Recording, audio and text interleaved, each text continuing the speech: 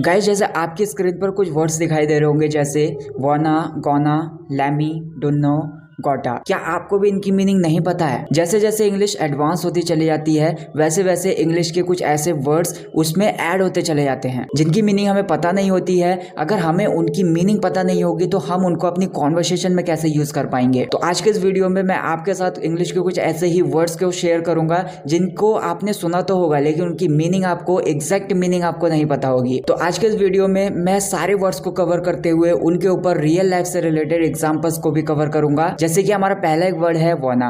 इसको आपने सुना तो जरूर होगा।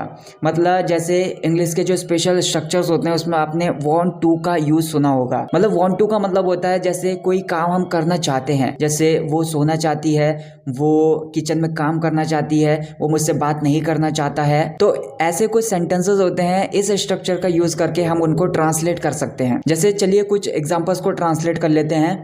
जैसे मैं अंग्रेजी बोलना चाहता हूँ तो आप इसको सिंपली ट्रांसलेट करेंगे वांट टू की मदद से। I want to speak English. जैसे अगर आपको वाना का यूज करना हो तो वाना का यूज करते हुए आप इसी सेंटेंस को इस तरीके से बना सकते हैं, आई वाना स्पीक इंग्लिश। मतलब मैं अंग्रेजी बोलना चाहता हूँ। मतलब वांट टू की जगह हमने वाना का यूज कर लिया। मतलब हमें वांट टू की जगह वाना का यूज करना है लेकिन जो मीनिंग होगी वो बिल्कुल सेम रहेगी, उसकी मीनिंग नहीं बदलेगी।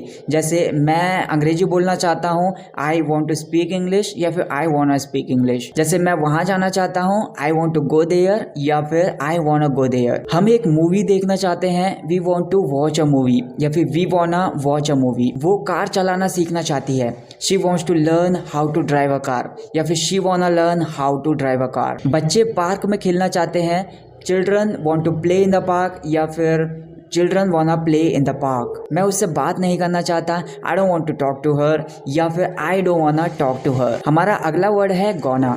मतलब गोना का यूज़ हम गोइंग टू की जगह कर सकते हैं।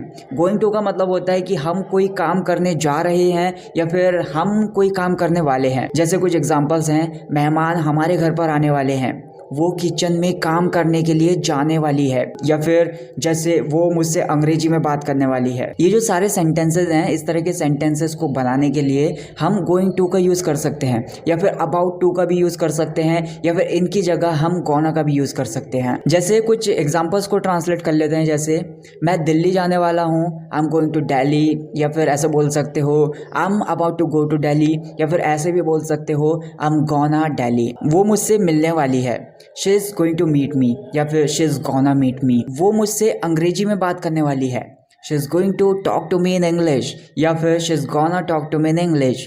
मेरी मम्मी मुझे डांटने वाली हैं, my mom is going to scold me, या फिर my mom is gonna scold me. मैं अपने दोस्त की मदद करने वाला हूँ, I am going to help my friend, या फिर I am gonna help my friend.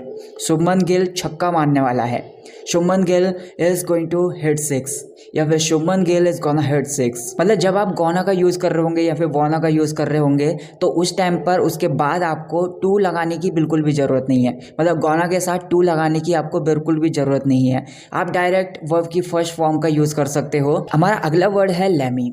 इसका यूज़ हम केवल मुझे शब्द के लिए करेंगे। जैसे मुझे ये काम करने दो, या फिर मुझे मंदिर जाने दो, मुझे सोने दो। इस तरह के सेंटेंसेस को ट्रांसलेट करने में आप लैमी का यूज़ करेंगे। इसकी फुल फॉर्म होती है लेट मी।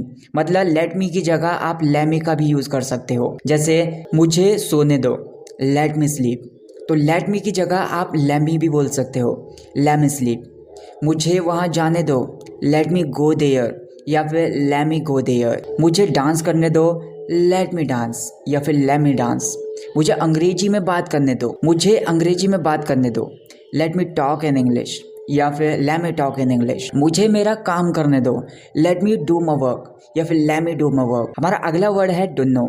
हो सकता है कि आपने इस वर्ड को पहले ना सुना हो। इसकी मीनिंग की अगर मैं बात करूं तो इसका मतलब होता है डोंट नो, मतलब नहीं जानता या फिर नहीं पता। जैसे अगर मैं बोलता हूं आई डोंट नो, मतलब मैं नहीं जानता, तो आप इसकी जगह ऐसे भी बोल सकते हो आई डोंट नो, मतलब मैं नहीं जानता या फिर मुझे नहीं पता। वैसे इंडिया में इसका यूज बहुत ज़्यादा कम किया जाता है, लेकिन बाहर के देशों में इसका यूज़ बहुत ज़्यादा किया जाता है। जैसे हॉलीवुड मूवीज़ में आपको ये वर्ड देखने के लिए मिल जाएगा, या फिर जो इंग्लिश सॉन्ग्स होते हैं उनमें ये वर्ड आपको देखने के लिए मिल जाएगा। तो मतलब आई डोंट नो की जगह आप आई डोंट नो बोल सकते हो। इसका मतलब होता है कि मैं नहीं जानता या फिर मुझे नहीं पता। हमारा अगला वर्ड है गोटा।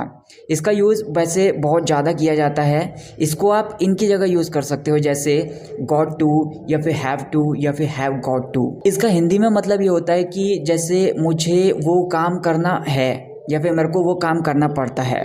तो जैसे कुछ एग्जांपल्स हैं, मुझे वहाँ जाना पड़ता है या फिर मुझे उसके नखरे झेलने पड़ते हैं। मुझे आजकल अपने घर पर रहना पड़ता है, उसे आजकल खाना बनाना पड़ता है। तो चलिए कुछ एग्जांपल्स को ट्रांसलेट कर लेते हैं। जैसे मुझे वहाँ जाना पड़ता है या फिर मुझे वहाँ जाना है, दोनों सेंस में आप ट्रांसलेट कर सकते हो I have to go there.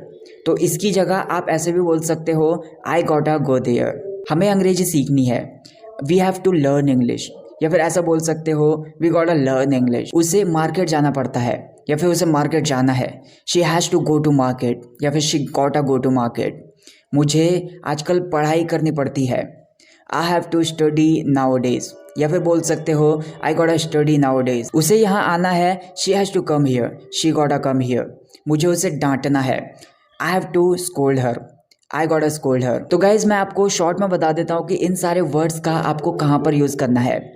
वाना का यूज़ आप वांट टू की जगह कर सकते हो, गोना का यूज़ गोइंग टू की जगह, लेमी का यूज़ लेट मी की जगह, डोंट नो का यूज़ डोंट नो की जगह, गॉटा का यूज़ गॉट टू की जगह, हैव टू की जगह या फिर हैव गॉट टू की जगह। ये जो सारे के सारे वर्ड्स आज की इस वीडियो में मैंने आपको बताए हैं, ये सारे के सारे इनफॉर्मल वर्ड्स हैं। मतलब इनफॉर्मल इंग्लिश बोलने में या फिर स्पोकन इंग्लिश बोलने में आप इन सारे वर्ड्स का यूज़ कर सकते हो, लेकिन अगर आपको किसी से फॉर्मली बोलना है तो आप इनका यूज़ नहीं करोगे, या फिर कुछ लिखना है फॉर्मल तरीके से तो उसमें आप इनका यूज़ नहीं करोगे। तो गाइज आपके लिए होमवर्क है, आज की इस वीडियो में मैंने जितने भी सारे वर्ड्स बताए हैं उन सारे वर्ड्स के ऊपर आप अपना खुद का एक एक सेंटेंस बनाकर मुझे कमेंट करके बताइए। और अगर आपको ये वीडियो पसंद आई हो तो वीडियो को लाइक कर देना, चैनल को सब्सक्राइब कर लेना। Thank you so much for watching this video.